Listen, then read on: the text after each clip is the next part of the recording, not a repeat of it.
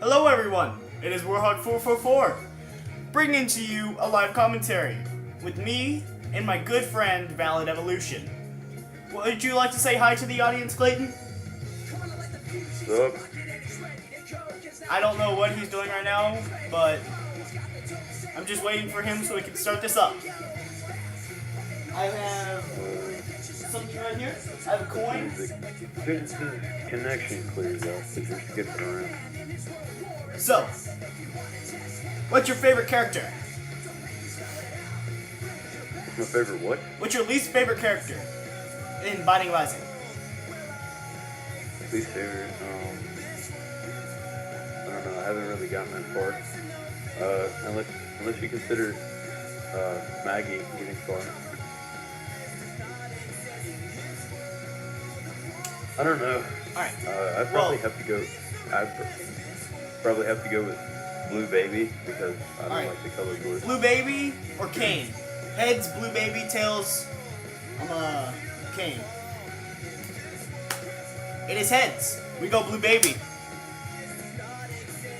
Dude, you're Alright, let's go. You're like skipping around. Alright. Time to play. So, Clayton, we're here to talk about the new next-gen consoles. And what would you like to say first, and what are your opinions on the next-gen consoles? Well, in my opinion, on the one isn't too good. There are many things, many things that are wrong with that console. One being the fact that it's not focused around the gaming community, it's focused around more like media, because I find the fact that Microsoft wants to make more money and doesn't care about like it's consumer. So it wants to go with more media and get more money from sponsors. So that's why they're taking more of a media turn with Netflix, YouTube, etc. And then you look at the PlayStation 4. Now, I have a PS3, but, I like it. It's a good console, but, there's not much much of a difference between the 360 and the PS3, and same goes with the PS4 and the Xbox 360 or Xbox One. But, the specs internally are mostly the same. There's not much tearing it apart. But they both have a 500 gigabyte hard drive. But the point, but the Xbox One has an irreplaceable 500 gigabyte hard drive, while the PS4 has a 500 gigabyte hard drive. But they're coming out with multiple versions, ranging from I think it was 400 to 600. And each version having like more upgraded memory. And I think it's going to go from 500 to 750 to 1 terabyte. But we'll see, And in case you guys didn't know, the E3 press conference for both Xbox and PS4 were already done. And so the total price for the PS4 was going to be $499 or $399? $399. So PS4 $399, Xbox One $499. Yeah. And personally, I'm gonna go with the PS4. I've been loyal to Xbox for several years, 5 years to be exact, and I absolutely loved my Xbox. But I think they screwed up. The reason I think that is because they made their consoles to where if you lend a friend a game, you have to pay. Your friend has to pay for it because it's on a different console and on a different account, which I think is really, really stupid. Because if you want to go to your friend's house and you want to bring a game with you, you would have to bring your whole console there. But the thing they have to pay Microsoft a fee and the fee hasn't been released yet, so I don't know how much it's gonna be.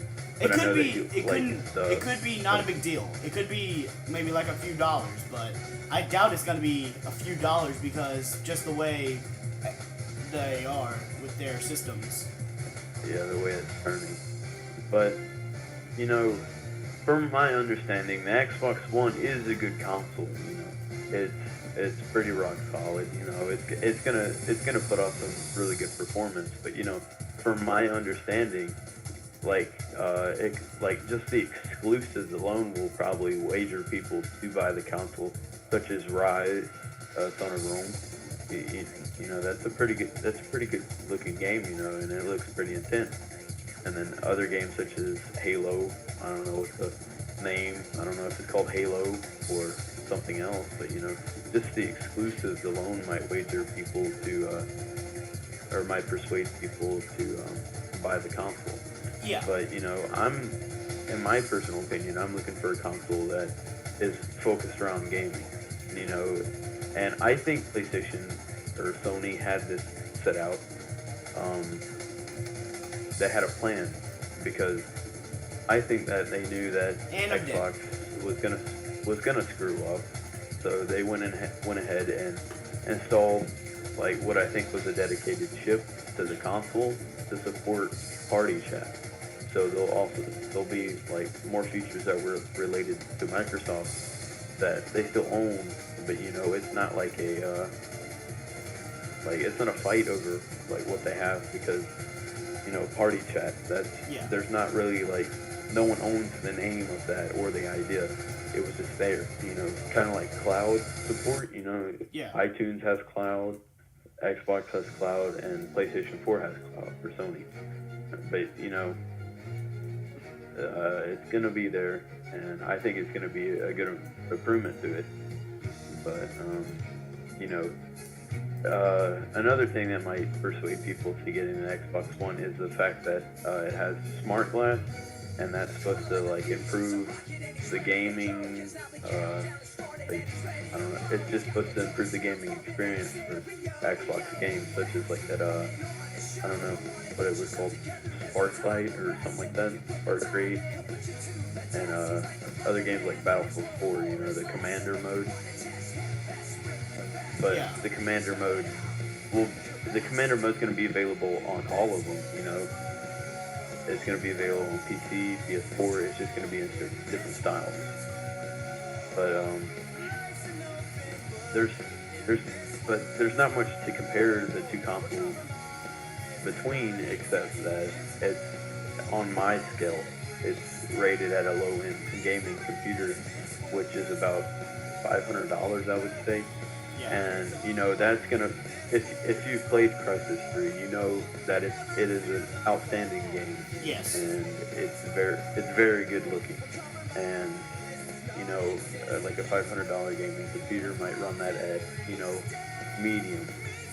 But what people that haven't played on gaming PCs, a game on PC that's rated at medium is about the high definition that you're going to get out of an Xbox 360 or PS3 with an HDMI cord. You know, it says that the resolution that you set it at is at 720p, 1080i, or 1080p. You know, but that's not what the game's at. It's at certain resolutions, and it's set at a certain quality. And that's one reason that, I'm going to get the PS4 for certain games, just to play with friends and whatnot that don't have a gaming PC. But my opinion is set on a gaming PC because, you could set the quality of games at such higher rates, because if you play Hitman Absolution or any Hitman game, Yes. you know that he's boss. So if I were to play Hitman Absolution on Ultra, the sun would reflect off of his head. And I'm not saying that as a joke, but it's literal. The quality on PC games is just so much more higher. And even though you have to upgrade gaming PCs every, once every 2 or 3 years. It's not a big difference, and you're still gonna get what I think is more performance out of a gaming PC if you do it in a console.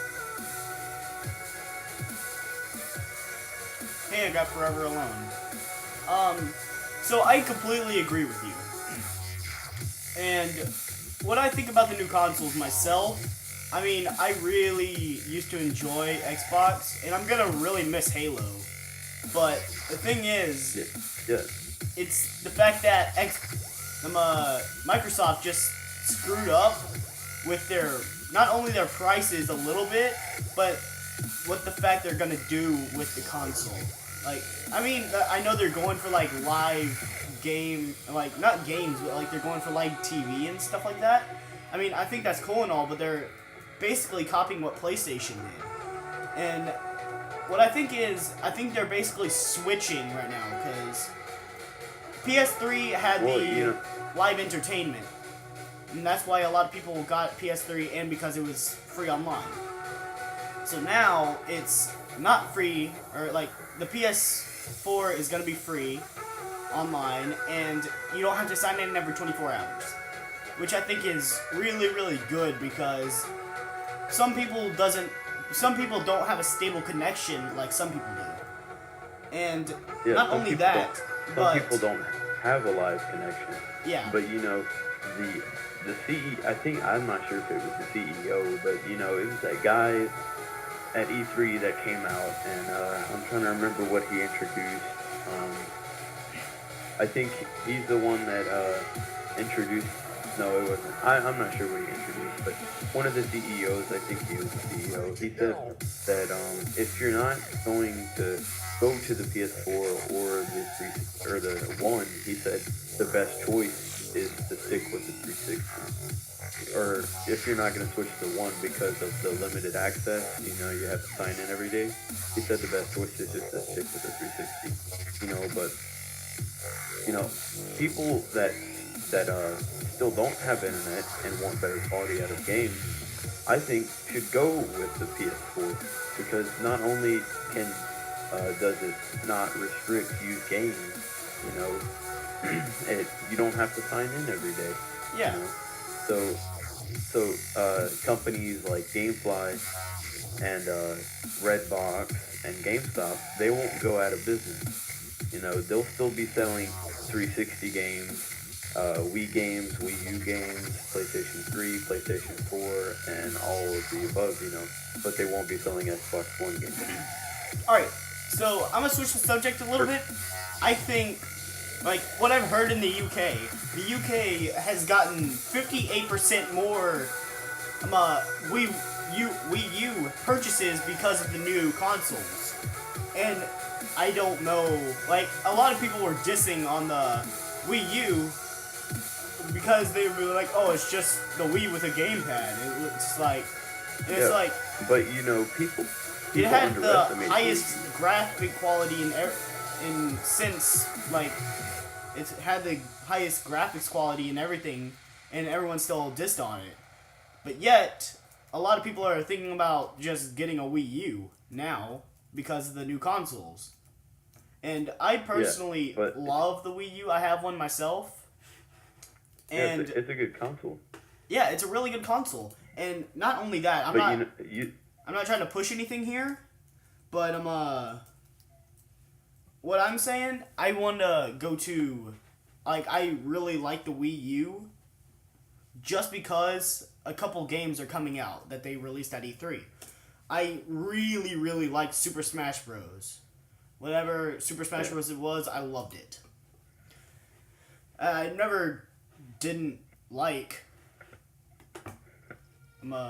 what's it called?